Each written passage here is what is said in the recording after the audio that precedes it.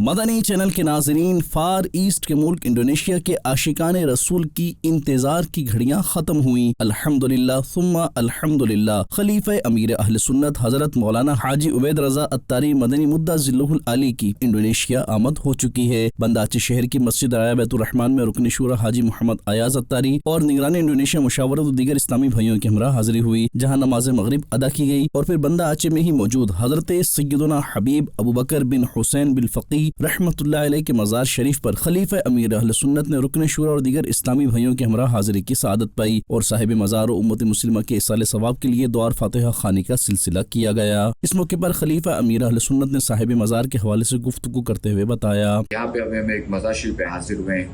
یہ سید صاحب ہیں اور تقریباً 400 سال قبل جو ہے وہ نیکی کی دعوت دینے کے لیے جو وہ یمن سے یہاں تشریف لائے تھے۔ تو یہاں جو ہے وہ زائرین آتے ہیں، یہاں حاضری دیتے ہیں، یا فاتحہ خوانی ہوتی ہے یا نعت خوانی وغیرہ بھی ہوتی ہے، اور یہاں ساتھ میں مسجد بھی ہے، اور زائرین آتے ہیں، فاتحہ پڑھتے ہیں اور پھر فیض لے کر یہاں سے جاتے ہیں۔ تو بزرگوں کا فیضان جو وہ پوری دنیا میں ہے، اور یہ تو ویسے بھی سید زادے ہیں کہ ان کا نام ہے حبیب ابو بکر بن حسین۔ اللہ ہمیں ان کے برکات سے مالا مال فرمائے، اللہ کریم ہماری یہاں کی حاضری قبول فرمائے، اللہ کریم ہمیں بھی نیکی کی دعوت دینے والا بنائے اور برائیوں سے بچنے اور دوسروں کو بچانے والا بنائے۔